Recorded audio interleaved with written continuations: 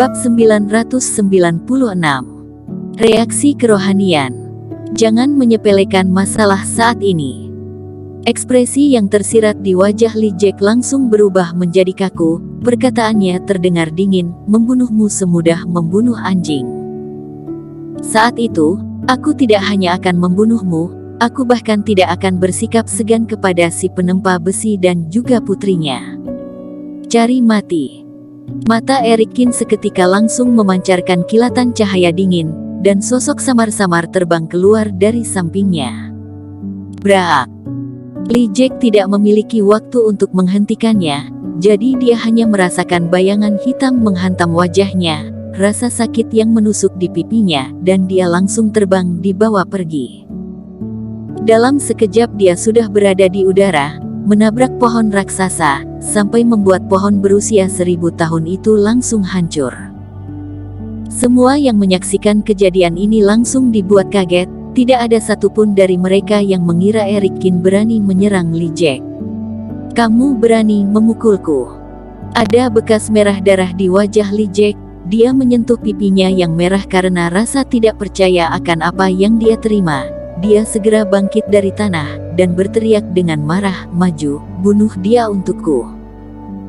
Ketika dia membuka mulutnya, semua pertapa siluman tiba-tiba menunjukkan niat membunuh mereka, dan mereka mengeluarkan senjata mereka satu demi satu, menunjukkannya ke arah Erikin. Aku ingin tahu siapa yang berani memulai serangan. Erikin seperti hantu, dalam sekejap mata, dia datang ke sisi Li Jack dan menempatkan tangan kanannya di leher Li Jack. Jurus api biru tiba-tiba muncul, melayang di atas kepala Li Jack. Api panas itu memancarkan aura yang sangat berbahaya, menyebabkan tubuh Li Jack seketika menjadi kaku. Lepaskan pangeranku. Semua pertapa siluman sangat marah dan berkumpul mendekat ke arah Erikin. Li Jack, minta bawahanmu lebih memperhatikan lagi, jika tidak, tanganku akan mudah gemetar saat aku takut, dan ketika nyala api menyentuhmu, kau akan berubah menjadi abu terbang dalam sekejap. Erikin mengatakannya dengan ringan, dan api biru terus mendekat di depan mata Li Jack, membuat rona di wajahnya langsung berubah. Dia memiliki perasaan jika nyala api yang menakutkan ini akan terbang ke tubuhnya akan benar-benar melelehkannya seperti yang dikatakan Erikin. Jangan menyerang, semuanya kembali. Li Jack berteriak, hal itu membuat pasukannya ragu-ragu untuk beberapa saat. Brengsek, semuanya mundur. Li Jack berteriak kesal. Penatua berambut putih itu keluar, dan mereka semua perlahan mundur ke belakang. Apa yang akan kamu lakukan? Apakah kamu mencoba menahan putra Raja Iblis? Ini adalah kesalahan yang mengejutkan, jadi kamu tidak akan pernah keluar dari pegunungan iblis monster ini, jadi aku sarankan, lebih baik untuk segera lepaskan pangeranku. Penatua berambut putih. Kata-kata orang tua itu terdengar sangat percaya diri, dan memang benar, meskipun klan iblis memiliki beberapa kontradiksi internal, tapi situasi keseluruhan masih konsisten dengan di luar. Jika Erikin bersikeras menahan putra Raja Iblis, itu akan menyebabkan bencana.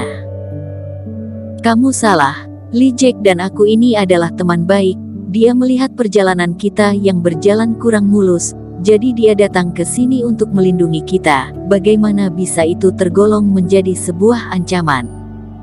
Benar kan, Li Jack?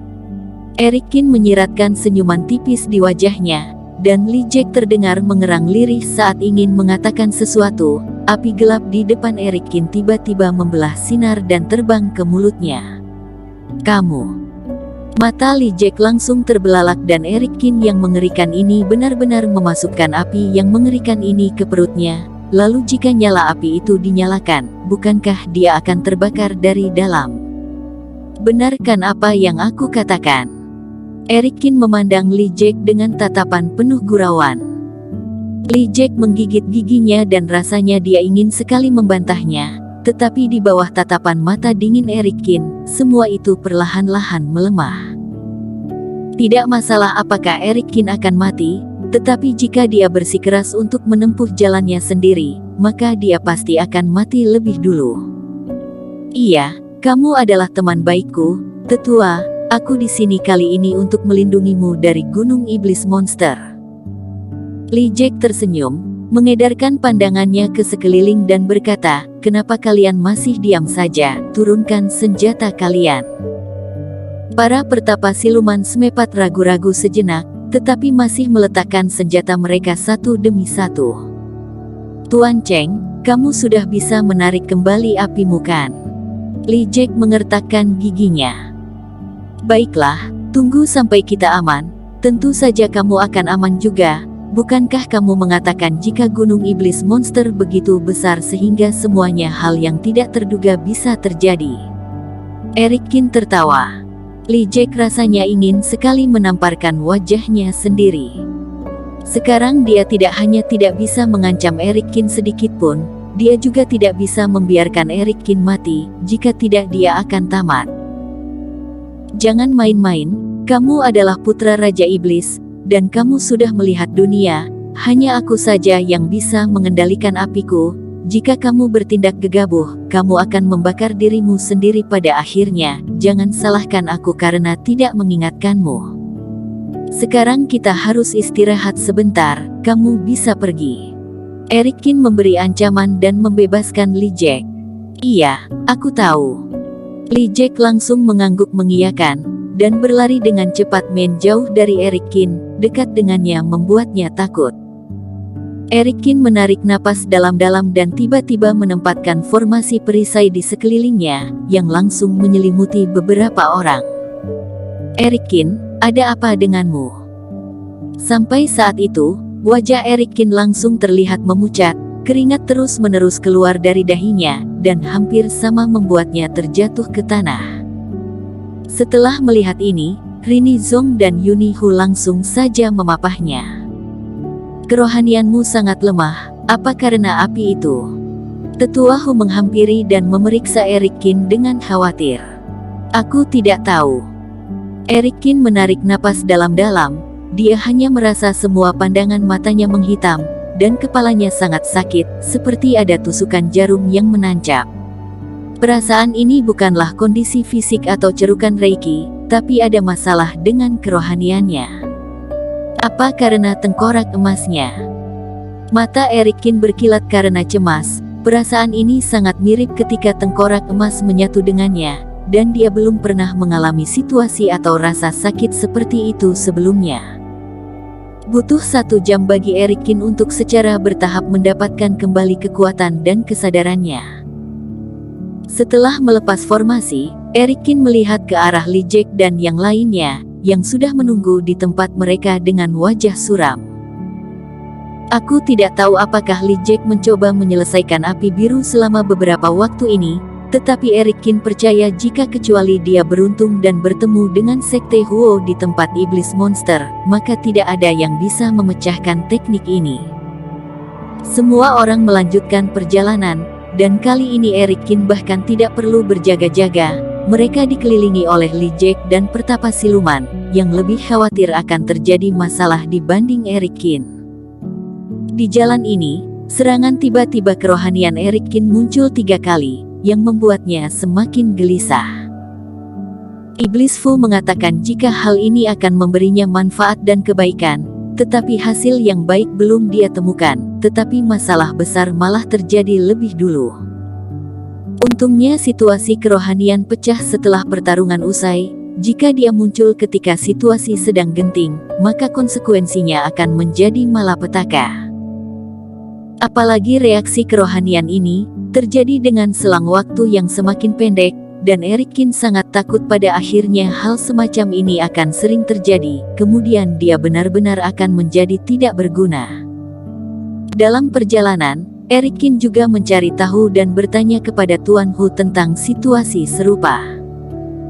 Bagaimanapun juga, orang yang memadatkan tubuh mereka dengan tulang dan darah monster atau binatang suci tidak pernah berhenti sejak zaman kuno. Sebagai kekuatan ras monster, Tetua Hu seharusnya juga memahaminya. Apakah itu perpustakaan Kaisar Iblis Jueri? Eric Kin mengerutkan keningnya. Ini jawaban yang diberikan oleh Tuan Hu.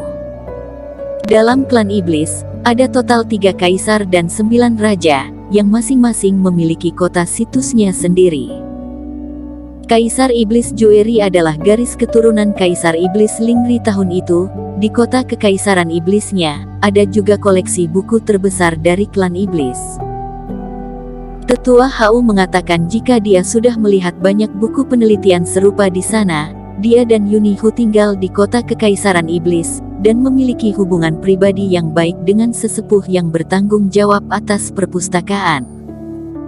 Jika aku ingin menemukan masalah kerohanian ini, sepertinya aku harus pergi ke kota kekaisaran iblis sekali. Erikin menghela nafas secara diam-diam. Awalnya dia ingin menjauh dari kaisar iblis, tapi tidak peduli apa yang dia lakukan, hal itu malah membuatnya semakin dekat dan lebih dekat lagi dengan kaisar iblis. Bersambung. Terima kasih telah menonton video ini sampai akhir. Jangan lupa subscribe dan nantikan kisah episode selanjutnya hanya di Novel Story. Salam.